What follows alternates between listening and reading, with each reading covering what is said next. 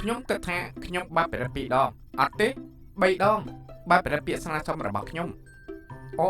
អត់ទេតើមានអ្វីកើតឡើងចំពោះក្បាលរបស់ខ្ញុំវានៅទីនោះពី3នាទីមុននេះមិនអាចជារូបតែមួយដែលខ្ញុំមានទេនេះមិនមែនជាសម្ភារៈយុទ្ធសាស្ត្រមនុស្សយន្តទេនេះមើលទៅដូចជាមន់ដ៏អង្មាំងគីស្មូតើមានអ្វីកើតឡើងគីស្មូដល់ពេលរៀនកពីហើយអូសួស្តីទាំងអស់គ្នាខ្ញុំគ្រាន់តែព្យាយាមបង្ហាញស្នាដៃរបស់ខ្ញុំតែប៉ុណ្ណោះហើយខ្ញុំមានពេលតែ4នាទីទេមុនពេលផុតកំណត់តើអ្នកអាចរងចាំបន្តិចបានដែរទេរងចាំយើងរងចាំមនុស្សឬមនុស្សយន្ត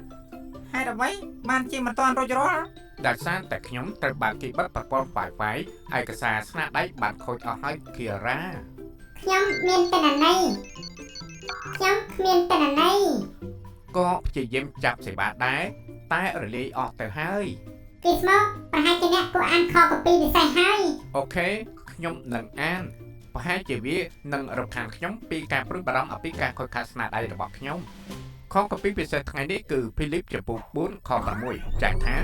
សូមកុំខ្វល់ខ្វាយនឹងអ្វីឡើយផ្ទៃទៅវិញក្នុងគ្រប់កលៈទេសៈទាំងអស់ត្រូវទូលព្រះជាម្ចាស់ឲ្យជ្រាបពីសមពៈរបស់បងប្អូនដោយអធិដ្ឋាននិងទូលអង្វរទាំងអរព្រះគុណព្រះផងនៅក្នុងខកពីនេះសវៈពោប្រាប់យើងកុំឲ្យបារម្ភបើមាននរណាគូបារម្ភគឺច្បាស់ជាគាត់ពេលដែលគាត់សរសេរខនេះគាត់ត្រូវជាប់គុកដោយសារតែជំនឿតែគាត់ប្រាប់យើងឲ្យបង្វែរការបារម្ភទៅជាការអធិដ្ឋានការអធិដ្ឋានគឺជាវិធីលេខ1ដើម្បីប្រឆាំងទៅនឹងអ្វីដែលធ្វើឲ្យយើងព្រួយបារម្ភព្រះចាំដឹងពីដំណើរការរបស់យើងទទួលបន្ទុករបស់យើងហើយឲ្យយើងសម្រា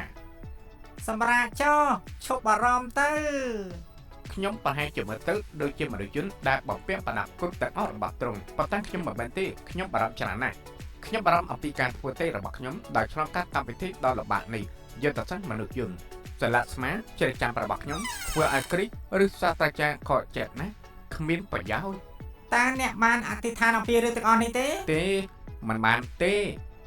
ខ្ញុំត្រូវរៀនអធិដ្ឋានដោយពោលបានរៀនអធិដ្ឋានអំពីអ្វីដែលគ្រប់យ៉ាងបើពេលខ្ញុំជាប់នៅក្នុងការខ្វល់ខ្វាយព្រះទ្រង់សម្រាប់ការសុំជំនួយរបស់យើងទាំងអស់ហើយទ្រង់ក៏ឆ្លើយតបដែរទ្រង់ពិតជាអស្ចារ្យណាស់បានបំលែងដំណើរការរបស់យើងទៅជាការដឹងគុណនិងការសរសើរដូច្នេះសូមរាប់ការខ្វល់ខ្វាយរបស់អ្នកថ្វាយពួកវាដល់ព្រះរកចាំដែលអត់ធ្មត់ដើម្បីឲ្យទ្រង់ធ្វើការដូច្នេះសូមឲ្យចិត្តរបស់អ្នកពោពេញទៅដោយការដឹងគុណនិងការសរសើរហេមើលនោះសេវាពេញហើយដើម្បីស្វែងយល់បន្ថែមអំពីការយកឈ្នះលើការខ្វល់ខ្វាយសូមលេខ Facebook Page និង Subscribe Channel YouTube Superbook Cambodia ជួបគ្នាពេលក្រោយទៀត